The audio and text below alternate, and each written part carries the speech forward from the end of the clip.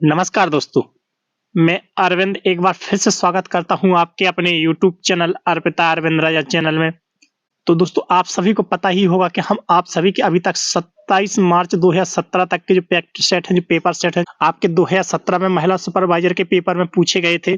तो 27 मार्च तक के पेपर सेट आप सभी के हम आपके कंप्लीट करवा चुके हैं दोस्तों। तो आज बात करने वाले हैं पेपर सेट की, जो कि आपका 28 मार्च 2017 को सुबह 9:30 बजे की शिफ्ट में जो पहली शिफ्ट में पेपर हुआ था साथियों। तो 28 मार्च के फर्स्ट शिफ्ट के पेपर की बात करने वाले हैं दोस्तों। तो आज के वीडियो में पेपर सेट बहुत ही महत्वपूर्ण होने वाला है। तो वीडियो में पूरा एंड तक बने रहें, वीडियो को पूरा एंड तक वॉच करें। और जो सभी साथी मित्र अपने चैनल अर्पिता अरविंद राजा चैनल पर पहली बार विजिट कर रहे हैं, अपने चैनल पर पहली बार आ रहे हैं, तो अपने चैनल को दोस्तों सब्सक्राइब जरूर कर लीजिए। वीडियो यदि अच्छा लगे तो वीडियो को दोस्तों लाइक कीजिए और वीडियो को अपने दोस्तों के साथ, अपने साथी मित्रों के साथ जितना ज्यादा से ज्यादा हो सके उतना ज्यादा शेयर करिए, ताकि आपके सभी साथी मित्रों तक ये पेपर सेट वीडियो पहुंच सके, तो वो भी अपनी तैयारी बेहतर कर सकें। तो दोस्तों आप ज्यादा से ज्यादा वीडियो को शेयर करिए और वीडियो को लाइक और चैनल को सब्सक्राइब करना ना भूलें। आइए दोस्तों वीडियो में आगे बढ़ते हैं, बात कर लेते हैं आपको आज के पेपर सेट के पहले क्वेश्चन की। तो आज के पहले क्वेश्चन की बात कर लेते हैं। तो आज का पहला क्वेश्चन साथियों आप सभी के लिए, राष्ट्रीय पोषण नीति का लक्ष्य है। तो राष्ट्रीय पोषण नीति का लक्ष्य क्या है साथियों? पहला जो आपको दिया गया है, पोषण लक्ष्यों को हासिल करने के लिए विभिन्न क्षेत्रों के बीच समन्वय की आवश्यकता पर प्रकाश डालना, देश में कुपोषण का बोझ घटाना। तो उपरोक्त दोनों इसमें से आंसर सही है या उपरोक्त में से कोई नहीं सही है?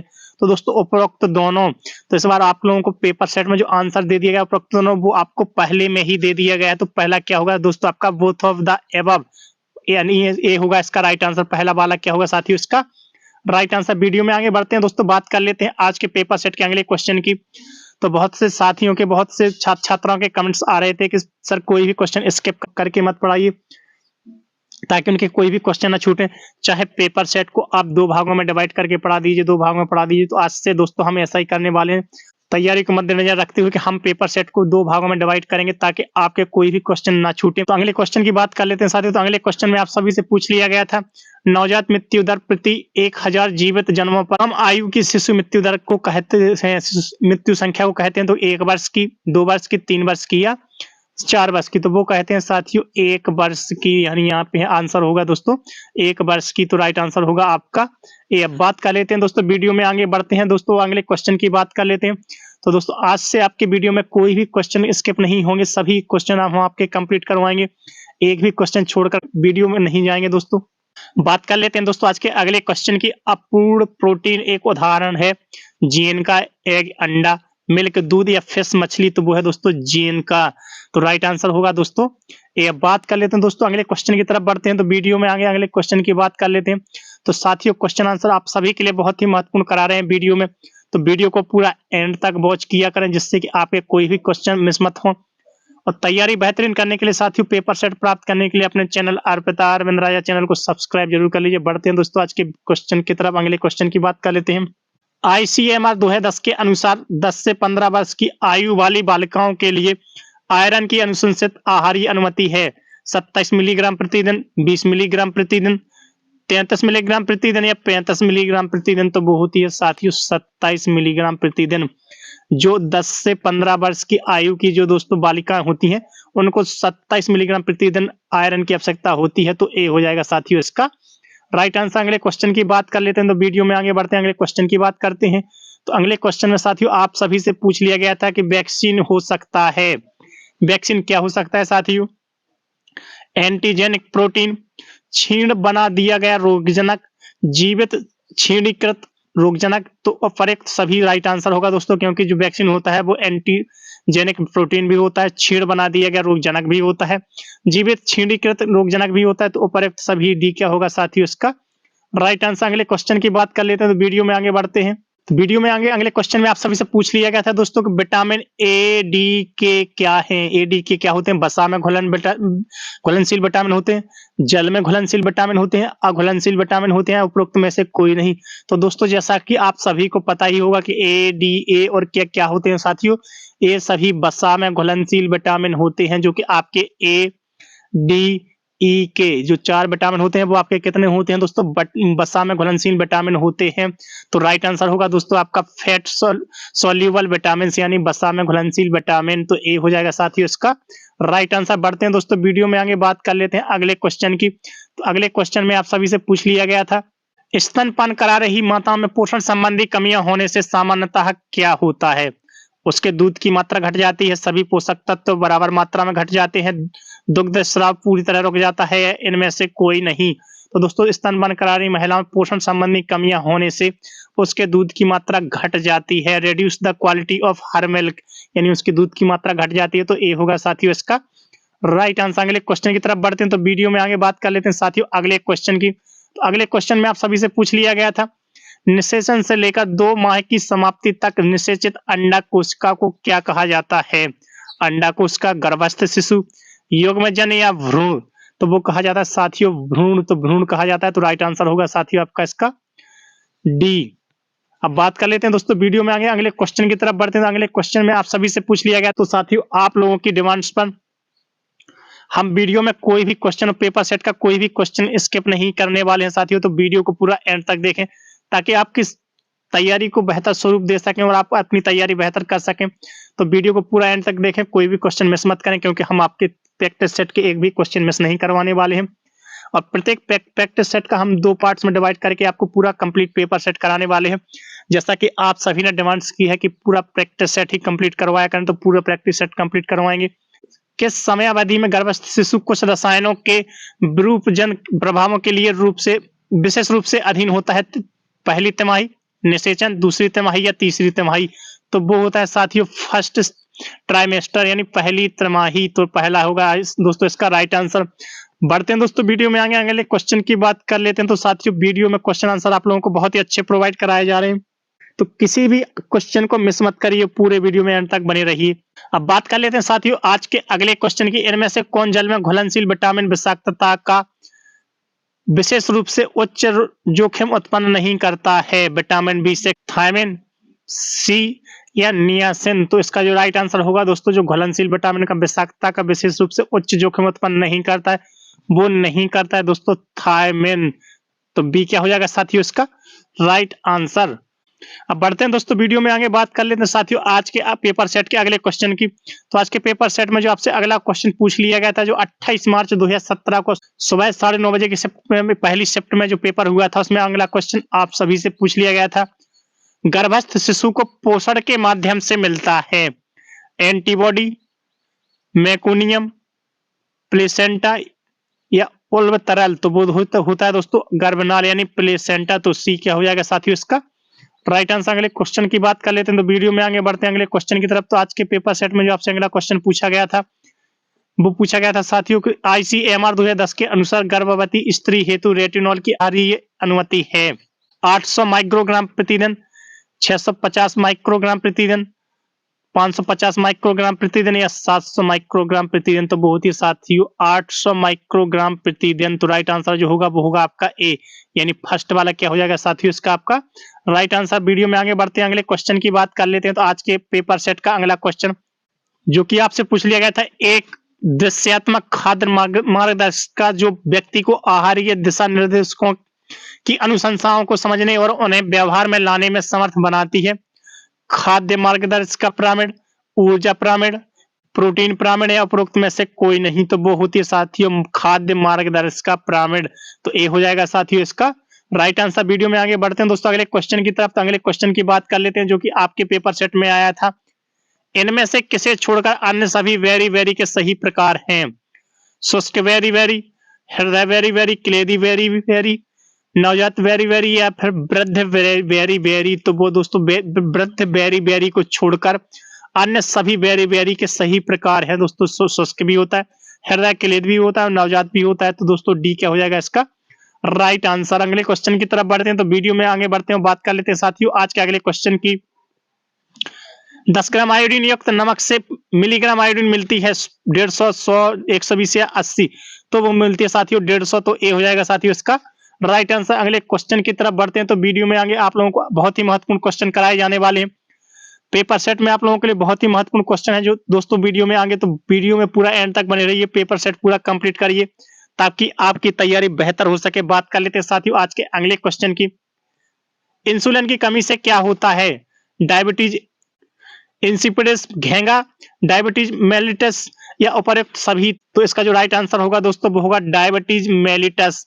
से क्या होगा साथियों इसका राइट आंसर, यानी इंसुलिन की कमी से क्या होता है? Diabetes mellitus. बात करते हैं साथियों वीडियो में आगे अगले क्वेश्चन की तरफ बढ़ते हैं। तो अगले क्वेश्चन की बात कर लेते हैं। तो आज के पेपर में जो आपसे अगला क्वेश्चन पूछ लिया गया था साथियों, तो अगले क्वेश्चन की बात करते हैं। सामुदायिक स्वास्थ्य केंद्रों द्वारा किए जाने वाले महत्वपूर्ण कार्य क्या होते हैं? मलजल का निपटान, रोगाणु मुक्त पेयजल, प्रतिरक्षीकरण एवं स्वास्थ्य शिक्षा, उपर्युक्त सभी? तो दोस्तों जो प्राथमिक स्वास्थ्य केंद्र या सामुदायिक स्वास्थ्य केंद्र होते हैं उनके द्वारा इन सभी कार्यों को इन सभी महत्वपूर्ण कार्यों को किया जाता है। मलजल का निपटान भी किया जाता है साथियों, रोगाणु मुक्त जल पेयजल भी किया जाता है, प्रतिरक्षीकरण एवं स्वास्थ्य शिक्षा भी दी जाती है दोस्तों। तो उपर्युक्त सभी, ऑल ऑफ दी एबव, यानी डी क्या होगा साथियों इसका राइट आंसर। अगले क्वेश्चन की बात कर लेते हैं। तो अगले क्वेश्चन में आप सभी से पूछ लिया गया था वैक्सीन शरीर से क्या करवाते हैं? वैक्सीन जो होते हैं वो शरीर से क्या करवाते हैं? एंटीबॉडी उत्पन्न करना और अधिक लाल रक्त कोशिका उत्पन्न करना, ये गलत हो जाएगा दोस्तों। मृत जीवाणु उत्पन्न करना, ये भी गलत हो जाएगा। इनमें से कोई नहीं होगा ही नहीं। तो दोस्तों इसका जो राइट आंसर होगा, जो वैक्सीन शरीर से करवाते हैं वो करवाते हैं दोस्तों एंटीबॉडी उत्पन्न करना।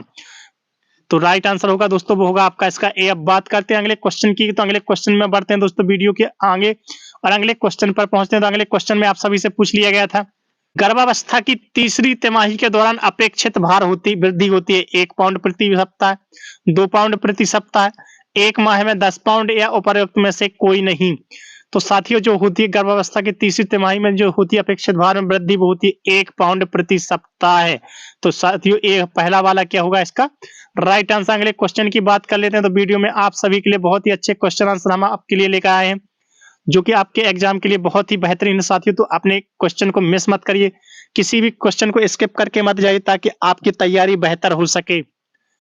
अब बात करते हैं साथियों अगले क्वेश्चन की। ICMR 2010 के अनुसार 10 से 17 वर्ष के बढ़ते बालकों के लिए कैल्शियम की RDA है 500 मिलीग्राम प्रतिदिन, 600 मिलीग्राम प्रतिदिन, 800 मिलीग्राम प्रतिदिन या 900 मिलीग्राम प्रतिदिन? तो वो होती है दोस्तों 800 मिलीग्राम प्रतिदिन, जो कि 10 से 17 वर्ष के बढ़ते बालकों के लिए कैल्शियम की RDA होती है, वो होती है दोस्तों 800 मिलीग्राम प्रतिदिन। तो सी होगा साथियों इसका राइट आंसर। अगले क्वेश्चन की तरफ बढ़ते हैं। तो अगले क्वेश्चन में आप सभी से पूछ लिया गया था अधिकतर वैक्सीन मुख द्वारा दिए जाते हैं, इंजेक्शन के द्वारा शरीर में प्रविष्ट कराए जाते हैं, सूंघ कर लिए जाते हैं, भोजन के साथ लिए जाते हैं? तो दोस्तों अधिकतर जो वैक्सीन होती हैं वो दोस्तों इंजेक्शन के द्वारा शरीर में प्रविष्ट कराए जाते हैं। तो दोस्तों जो इसका राइट आंसर होगा वो होगा आपका बी, यानी बी क्या होगा साथियों इसका राइट आंसर।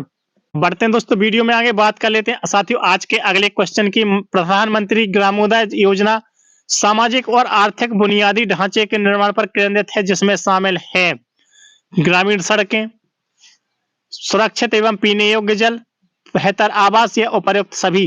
तो दोस्तों जो प्रधानमंत्री ग्रामोदय योजना सामाजिक और तो दोस्तों प्रधानमंत्री ग्रामोदय योजना सामाजिक और आर्थिक बुनियादी ढांचे का निर्माण पर केंद्रित होती है। उसमें ग्रामीण सड़कें भी होती हैं, सुरक्षित एवं पीने योग्य जल भी होता है, बेहतर आवास भी। तो उपर्युक्त सभी। तो डी क्या होगा साथियों इसका राइट आंसर। अगले क्वेश्चन की बात कर लेते हैं। तो बढ़ते हैं वीडियो में आगे अगले क्वेश्चन की तरफ। तो आज के पेपर सेट में आज के पेपर में जो आपसे अगला क्वेश्चन पूछ लिया गया था NIN 2010 के अनुसार भारतीयों हेतु खाद्य पिरामिड खाद्य पदार्थ सुझाता दर्शाता है पर्याप्त मात्रा में खाए जाने वाले, संयत मात्रा में खाए जाने वाले, बहुत ही कम मात्रा में खाए जाने वाले या उपर्युक्त सभी? तो वो इन सभी को ही दर्शाता है, इन तीनों को ही दर्शाता है दोस्तों। तो राइट आंसर जो होगा वो होगा आपका डी। अब बात करते हैं वीडियो में आगे बढ़ लेते हैं साथियों अगले क्वेश्चन की तरफ। अगले क्वेश्चन पर पहुंचते हैं, अगले क्वेश्चन की बात कर लेते हैं साथियों। व्यक्तियों को फ्लू वैक्सीन हर वर्ष लगवानी चाहिए क्योंकि विषाणु वर्ष दर वर्ष बदलता रहता है, यह इतनी शक्तिशाली होती है कि आपके शरीर में सदैव के लिए नहीं रह सकती, कुछ समय बाद वैक्सीन मृत हो जाती है? तो इनमें से कोई नहीं। तो साथियों विषाणु वर्ष दर वर्ष बदलता रहता है, इसी कारण व्यक्तियों को क्या करवाना चाहिए दोस्तों? फ्लू वैक्सीन हर वर्ष लगवानी चाहिए। तो ये होगा साथियों राइट आंसर इसका। बढ़ते हैं वीडियो में आगे बात कर लेते हैं साथियों आज के अगले क्वेश्चन की। आज के अगले क्वेश्चन में आप सभी से पूछ लिया गया था कि PEM के दुष्परिणाम अधिकांशतः हैं अनुक्रमणीय वृद्धि मंदन, मरणशीलता के जोखिम में वृद्धि, निम्न संज्ञानात्मक प्रदर्शन या उपर्युक्त सभी। तो वो होता है साथियों उपर्युक्त सभी। अनुत्क्रमणीय वृद्धि मंदन भी होता है दोस्तों, मरणशीलता के जोखिम में वृद्धि भी होती है और निम्न संज्ञानात्मक प्रदर्शन भी होता है। तो डी क्या हो जाएगा साथियों इसका राइट आंसर। बढ़ते हैं दोस्तों अगले क्वेश्चन की तरफ, वीडियो में आगे बात कर लेते हैं आज के अगले क्वेश्चन की। अन्नपूर्णा योजना के समूह की आवश्यकताओं की पूर्ति के लिए खाद्य सुरक्षा प्रदान करने पर लक्षित है। गर्भवती माताओं, किशोरियां, वृद्धजनों, नाजुक हालात वाले रोगियों। तो दोस्तों वो होती है वृद्धजनों यानी ओल्ड एज। तो सी होगा साथियों इसका राइट आंसर। अगले क्वेश्चन की बात करें तो अगले क्वेश्चन में आप सभी से पूछ लिया गया था, प्रतिरक्षा विकारों में शामिल है अति संवेदनशीलता, स्वप्रतिरक्षी, प्रतिरक्षा न्यूनता या उपरोक्त सभी। तो दोस्तों प्रतिरक्षा विकार में सभी शामिल होता है दोस्तों, अति संवेदनशीलता भी होती है, स्वप्रतिरक्षी भी होती है, प्रतिरक्षा न्यूनता भी होता है। तो उपरोक्त सभी ऑल ऑफ डी एबव। तो डी क्या होगा साथियों इसका राइट आंसर। अगले क्वेश्चन की तरफ बढ़ते हैं तो वीडियो में आगे आप सभी से अगला क्वेश्चन जो पूछ लिया गया था, उच्च घनत्व लाइपोप्रोटीन एचडीएल को भी कहते हैं बुरा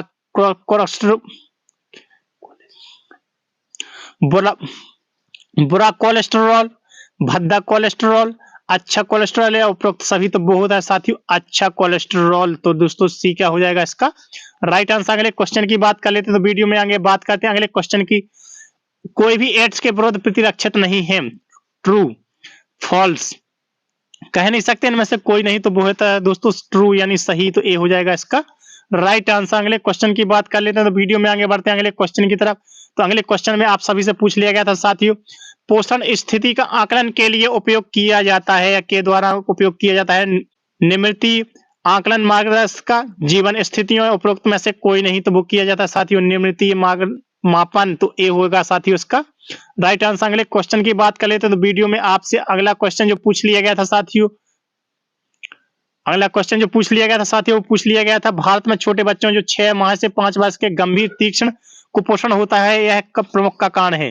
जो 6 माह से लेकर 5 वर्ष के बच्चे होते हैं साथियों, तो उनमें जो कुपोषण होता है उनका मुख्य कारण क्या होता है, मरणशीलता, खाद्य विषाक्तता, रक्तलापता, आयोडीन की कमी। तो होता है दोस्तों मरणशीलता। ये हो जाएगा दोस्तों इसका राइट आंसर। अगले क्वेश्चन की तरफ बढ़ते हैं, वीडियो में आगे बात कर लेते हैं साथियों आज के अगले क्वेश्चन की। अगले क्वेश्चन में आप सभी से पूछ लिया गया था साथियों, वे ऊर्जा की आपूर्ति नहीं करते पर बृहद पोषक तत्वों के नियंत्रण और उपयोग में भूमिका निभाते हैं। वसाएं, कार्बोहाइड्रेट, प्रोटीन या विटामिन और मिनरल। तो वो होते हैं साथियों विटामिन और मिनरल्स। तो डी होगा इसका राइट आंसर। अगले क्वेश्चन की तरफ बढ़ते हैं तो वीडियो में आगे बात कर लेते हैं आज के अगले क्वेश्चन की। तो अगले क्वेश्चन में आप सभी से पूछ लिया गया था साथियों, ददोनों के सभी चरण में देखने को मिलता है छोटी चेचक, खसरा, टाइफाइड या चेचक से स्मॉल पॉक्स। तो दोस्तों जैसा कि हमने आपको पिछले विगत वीडियो में करवाया भी है कि ददोरे देखने के 6 महीने बाद तक दिखते रहते हैं, वो क्या होते हैं दोस्तों छोटी चेचक। तो ये होगा साथियों इसका राइट आंसर। अगले क्वेश्चन की बात कर लेते हैं, वीडियो में आगे बढ़ते हैं अगले क्वेश्चन की तरफ। तो अगले क्वेश्चन में आप सभी से पूछ लिया गया था, भारतीयों हेतु आहारीय दिशा निर्देशों के अनुसार व्यक्ति को संतुलित आहार सुनिश्चित करने के लिए सभी खाद्य समूहों से विभिन्न खाद्य पदार्थों का सेवन करना चाहिए, स्तनपान को हतोत्साहित करना चाहिए, नेगेटिव हो जाएगा साथियों, आवश्यकता से अधिक खाने को बढ़ावा देना चाहिए, ये भी नेगेटिव हो जाएगा, उच्च ऊर्जा के स्रोत के रूप में वसाओं का उच्च उपयोग का बढ़ावा देना चाहिए, ये भी नेगेटिव हो जाएगा दोस्तों। तो भारत आहारीय दिशा निर्देशों के अनुसार व्यक्ति को संतुलित आहार सुनिश्चित करने के लिए सभी खाद्य समूहों से विभिन्न खाद्य पदार्थों का सेवन करना चाहिए। तो ए होगा साथियों इसका राइट आंसर। बढ़ते हैं दोस्तों वीडियो में आगे बात कर लेते हैं आज के पेपर के अगले क्वेश्चन की, जो कि आपसे पेपर में पूछ लिया गया था साथियों। तो आज के पेपर सेट का अगला क्वेश्चन है, गर्भनाल संपूर्ण गर्भावस्था के दौरान चयापचय की दृष्टि से सक्रिय होती है और परिपक्व हो जाती है, इसके संबंध में कौन सा कथन सत्य है। तो पहला है दोस्तों यह कई अमीनो अम्लों और हार्मोन्स का संश्लेषण करती है, यह ऑक्सीजन और पोषक तत्वों को माता से गर्भस्थ शिशु तक पहुंचाती है, उपरोक्त दोनों, यह गर्भस्थ शिशु के विशेष जीवन आधारित तंत्रों का भाग नहीं है। तो दोस्तों जो राइट आंसर होगा वो होगा आपका उपरोक्त दोनों। सी क्या होगा साथियों इसका राइट आंसर, क्योंकि पहला और दूसरा आपका दोनों ही सही है, तो उपरोक्त दोनों इसका राइट आंसर।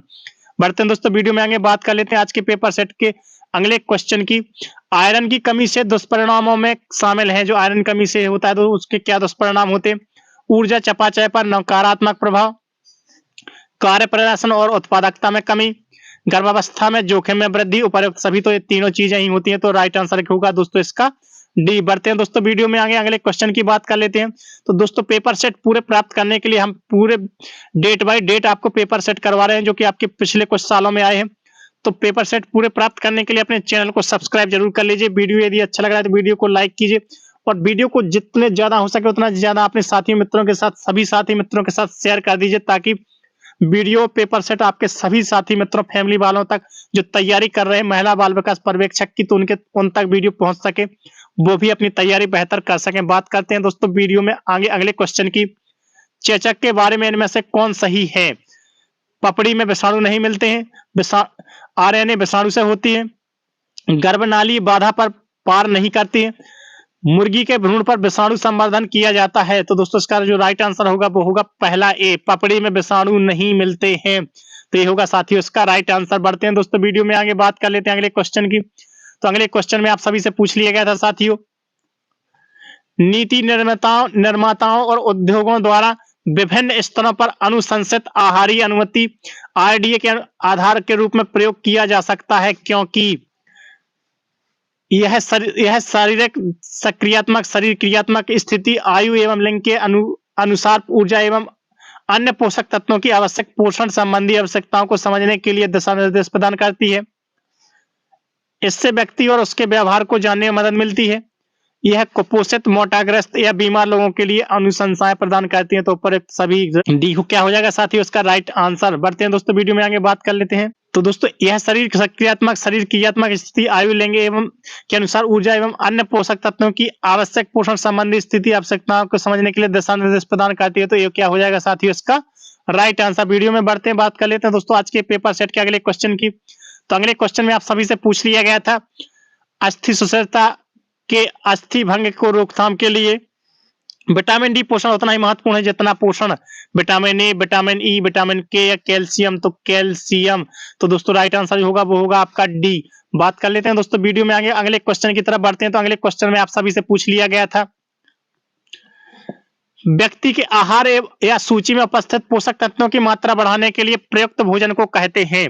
तो प्रयुक्त भोजन को क्या कहते हैं साथियों? अनुपूरक, पूरक, व्यवकलन या फिर दोस्तों उपयुक्त में से कोई नहीं, तो वो कहते हैं दोस्तों उसे कहते हैं अनुपूरण।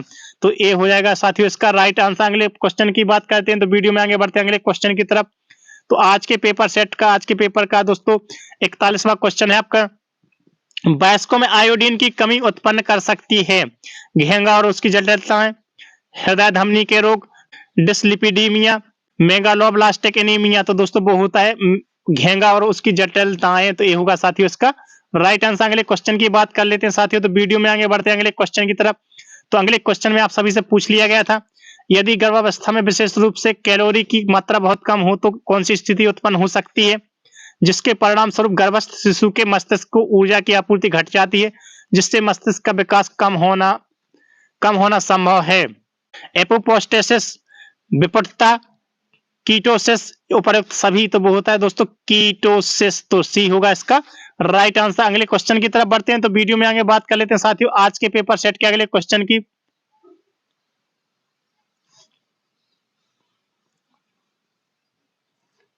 तो अगले क्वेश्चन में आप सभी से पूछ लिया गया था, इनमें से कौन सा रोग जीवाणुओं द्वारा नहीं होता है? 6 रोग दोस्तों जीवाणुओं द्वारा होता ही है। हैजा भी जीवाणुओं द्वारा होता है, टेटनस भी जीवाणुओं द्वारा होता है, लेकिन इन्फ्लुएंजा जीवाणुओं द्वारा नहीं होता है। तो डी क्या होगा साथियों इसका राइट आंसर। बढ़ते हैं दोस्तों वीडियो में आगे बात करते हैं साथियों आज के पेपर सेट के अगले क्वेश्चन की। खसरे के संबंध में इनमें से किसे छोड़कर सभी सत्य हैं? 10 से 14 वर्ष के दिनों की रोगाणुरोधी अवधि, कुपोषितों में अधिक गंभीर लक्षणहीन संक्रमण, द्वितीयक आक्रमण दर 30%। तो दोस्तों 10 से 14 वर्ष दिनों की रोगाणुरोधी अवधि होती है इसमें खसरे में, कुपोषितों में अधिक गंभीर होते हैं साथियों, लक्षणहीन संक्रमण होते हैं, लेकिन द्वितीयक आक्रमण दर 30% होती है। गलत है दोस्तों। तो डी क्या हो जाएगा इसका राइट आंसर। बढ़ते हैं दोस्तों वीडियो में आगे बात कर लेते हैं अगले क्वेश्चन की। तो पेपर सेट के अगले क्वेश्चन में आप सभी से पूछ लिया गया था साथियों, जब गर्भवती महिला प्रसव पूर्व परीक्षण करवाती है तब चिकित्सक किस संभावित समस्या की तलाश में नहीं होते हैं? कर्णमूल शोथ गलसुआ जैसे माँ बाप कहते हैं, Down syndrome, sickle cell anaemia या स्पाइना बाइफिडा। तो दोस्तों वो होती है कर्णमूल शोथ गलसुआ मामाप्स जैसे मापाप्स कहते हैं दोस्तों। तो उसकी इसमें शोध नहीं करता, उसकी तलाश नहीं करते चिकित्सक। तो दोस्तों इसमें जो राइट आंसर हो जाएगा वो हो जाएगा आपका ए। तो ए क्या होगा साथियों इसका राइट आंसर। अब बढ़ते हैं दोस्तों वीडियो में आगे, बात कर लेते हैं साथियों आज के पेपर सेट के अगले क्वेश्चन की। तो अगले क्वेश्चन में आप सभी से पूछ लिया गया था मुख्य और सबसे दक्ष प्रोटीन ए या कैरोटीनाइड क्या है? Alpha carotene, beta carotene, gamma carotene या दोस्तों क्रिप्टोजेनेट। तो वो होते हैं दोस्तों बीटा कैरोटीन। तो बी क्या होगा साथियों इसका राइट आंसर। बढ़ते हैं दोस्तों वीडियो में आगे, बात कर लेते हैं आज के पेपर सेट के अगले क्वेश्चन की। तो अगले क्वेश्चन में आप सभी से पूछ लिया गया था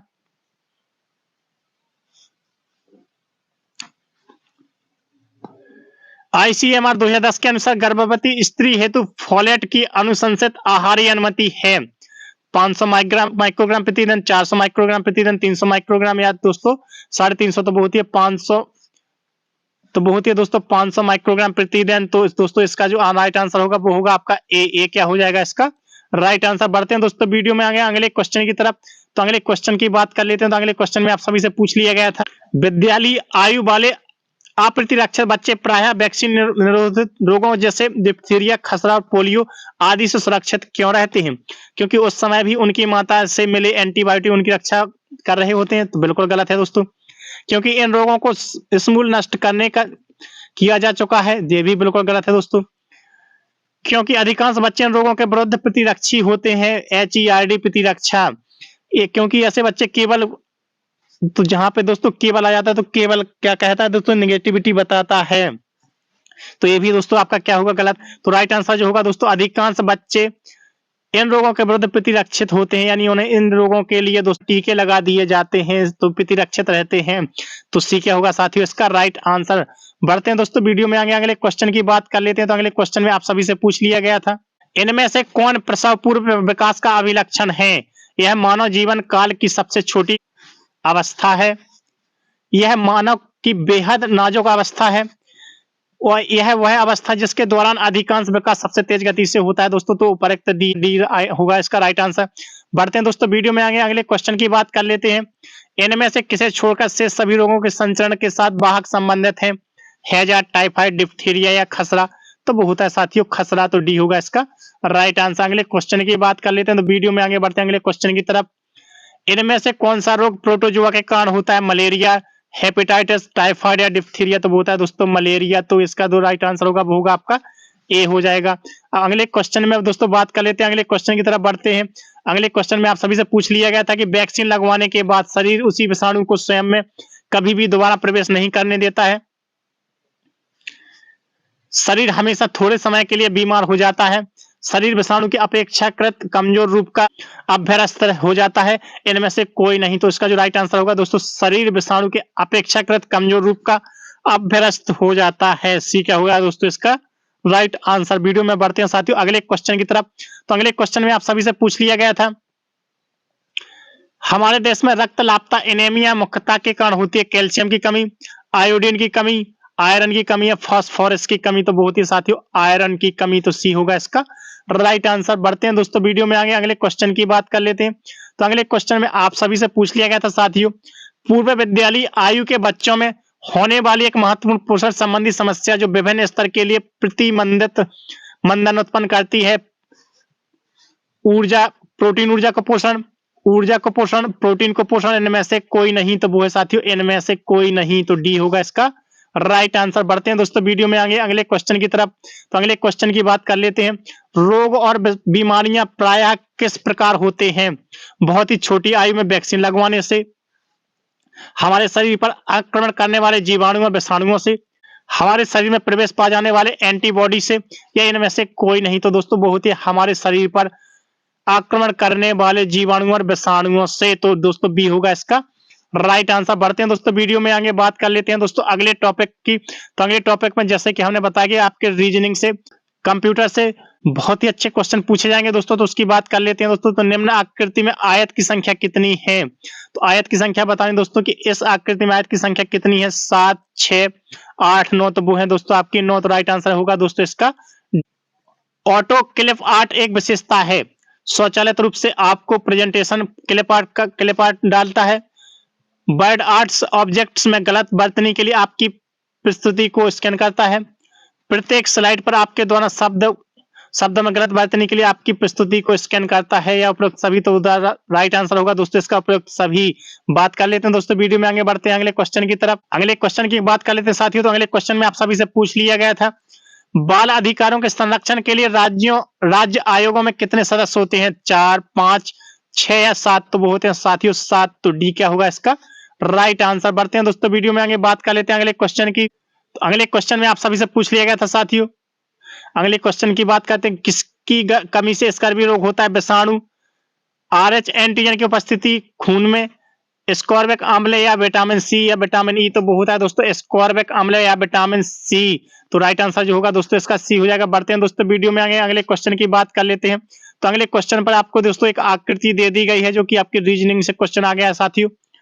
निम्न में से कौन सी उत्तराकृति प्रश्नाकृति का दर्पण प्रतिबिंब होगी यदि एक दर्पण रेखा MN पर रखा जाए? तो दोस्तों इसका बनाना है आपको दर्पण प्रतिबिंब। तो दर्पण प्रतिबिंब जैसे कि पता है दोस्तों, आप देख रहे हैं, तो सबसे पहले जो आपका इस तरीके का है, तो वो आपका इस तरीके से होगा। तो आपका इस तरीके इसमें से है नहीं, तो सी आपका थर्ड वाला वैसे ही आपका दोस्तों इसमें से कट हो जाएगा। आप देखेंगे साथियों कि आपको जो 2 लाइनें यहाँ पे हैं, तो 2 लाइनें आपकी इस तरफ भी आनी चाहिए। तो 2 लाइनें क्या आपकी इस तरफ आएंगी? तो दोस्तों इसमें वो लाइनें है नहीं।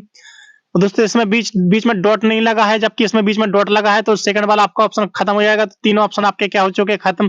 अब बचा दोस्तों आपका पहला वाला। तो ए वाला क्या होगा दोस्तों आपका इसका राइट आंसर, यानी फर्स्ट होगा इसका राइट आंसर। बढ़ते हैं दोस्तों, वीडियो में आगे अगले क्वेश्चन की बात कर लेते हैं। तो अगले क्वेश्चन पर पहुंचते हैं साथियों। तो आज के पेपर सेट में जो आपसे अगला क्वेश्चन पूछ लिया गया था, निम्न में से कौन योजना के साथ स्वच्छ बच्चे स्वस्थ भारत का लॉन्च किया गया था? कायाकल्प, स्वच्छ स्वस्थ सर्वत, सार्वजनिक स्वास्थ्य सुविधाओं के लिए स्वच्छता दिशा निर्देशन, स्वच्छ भारत अभियान? तो वो किया गया था दोस्तों स्वच्छ स्वस्थ सर्वत्र। तो बी क्या होगा साथियों इसका राइट आंसर।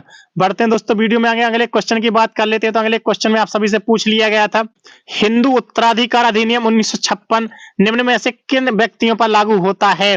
ब्रह्मो समाज अनुयायी, अनुसूचित जाति जनजाति, बौद्धों या उपरोक्त में से उपरोक्त सभी? तो बोलते हैं दोस्तों अनुसूचित जनजाति। तो बी होगा साथियों इसका राइट आंसर। अगले क्वेश्चन पर पहुंचते हैं साथियों। तो अगले क्वेश्चन की बात कर लेते हैं। तो अगले क्वेश्चन में आप सभी से पूछ लिया गया था, IPv6 किस प्रारूप में है? हेक्साडेसिमल प्रारूप, ऑक्टिकल प्रारूप, न्यूमेरिकल प्रारूप या अल्फा न्यूमेरिकल प्रारूप? तो दोस्तों IPv6 जो IPv6 होता है वो दोस्तों हेक्साडेसिमल प्रारूप में होता है। तो ए होगा साथियों इसका राइट आंसर। अगले क्वेश्चन की तरफ बढ़ते हैं, वीडियो में आगे बात कर लेते हैं साथियों अगले क्वेश्चन की। तो आज के पेपर सेट में जो आपसे अगला क्वेश्चन पूछ लिया गया था, वो पूछा गया था साथियों, निम्न में से कौन सा विकल्प सही नहीं है? नहीं में जवाब देना है। हिंदू उत्तराधिकार अधिनियम 1956 बेटियों को एक संयुक्त हिंदू परिवार से केवल जीविका का अधिकार मांग सकती है? तो बिल्कुल सही है दोस्तों।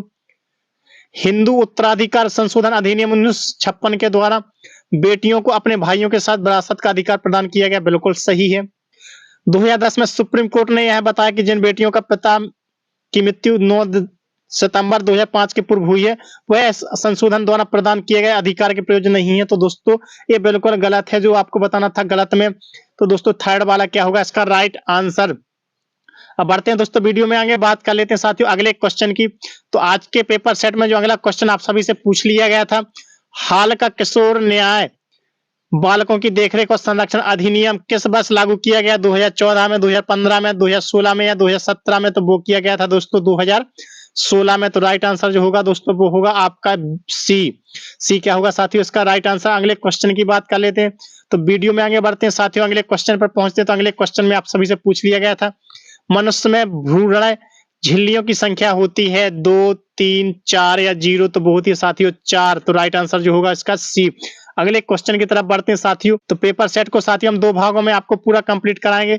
2 भागों में पूरा कंप्लीट पेपर सेट आपको कराया जाएगा, क्योंकि दोस्तों एक पार्ट में पूरे क्वेश्चन आपके नहीं आ पा रहे थे। एक पार्ट में पूरा पेपर सेट करवाने पर आपका वीडियो बहुत ही लंबा हो रहा था, जिससे आप लोगों की डिमांड आई थी कि पेपर सेट को 2 भागों में कंप्लीट कर दिया करें, ताकि जिससे कि आपके कोई भी क्वेश्चन मिस ना हो, सभी क्वेश्चन हो सके और 2 भागों में पूरा पेपर सेट हो सके। तो आज से आप लोगों को 2 भागों में एक पेपर सेट पूरा कंप्लीट हो जाया करेगा। तो पेपर सेट पूरा कंप्लीट करने के लिए साथियों आप लोग पूरे वीडियो कंप्लीट करते रहिए, प्रत्येक वीडियो में पूरा एंड तक बने रहिए। बात कर लेते हैं साथियों आज के पेपर सेट के लास्ट क्वेश्चन की। निम्न में से कौन से मंत्रालय ने वन बंधु कल्याण योजना आरंभ की? जनजाति कार्य मंत्रालय, पर्यावरण वन और जलवायु परिवर्तन मंत्रालय, सामाजिक न्याय और अधिकारिता मंत्रालय या ग्रामीण विकास मंत्रालय, तो वो की थी साथियों जनजातीय कार्य मंत्रालय ने। तो ये होगा साथियों इसका राइट आंसर। जो आपका 28 मार्च 2017 को जो पेपर हुआ था दोस्तों, 28 मार्च 2017 का पेपर हम आपको करवा रहे हैं, जो कि आपके सुबह 9:30 बजे के शिफ्ट का पेपर करवा रहे हैं, पहली शिफ्ट का पेपर करवा रहे हैं। तो उस पेपर का दोस्तों हमने आपको आज फर्स्ट पार्ट कंप्लीट करवा दिया है, और जो दोस्त इस पेपर सेट का दोस्तों सेकंड पार्ट पाना चाहते हैं, तो सेकंड पार्ट पाने के लिए अपने चैनल को सब्सक्राइब जरूर कर लीजिए, ताकि आपको सेकंड पार्ट्स और आगे आने वाले जितने भी पेपर सेट हैं वो सभी प्राप्त हो सके। तो दोस्तों अपने चैनल को सब्सक्राइब जरूर कर लीजिए, वीडियो को लाइक कीजिए, और वीडियो को जितना ज्यादा हो सके दोस्तों उतना शेयर करिए अपने सभी साथी मित्रों के साथ, पेपर सेट को प्राप्त करने के लिए तैयारी बेहतरीन करने के। मिलते हैं दोस्तों कल इसी पेपर सेट को आगे बढ़ाने के साथ, इसी पेपर सेट के सेकंड पार्ट के साथ। तो सेकंड पार्ट के साथ पूरा पेपर सेट कल कंप्लीट करेंगे दोस्तों। तो तब तक के लिए धन्यवाद। जय हिंद दोस्तों।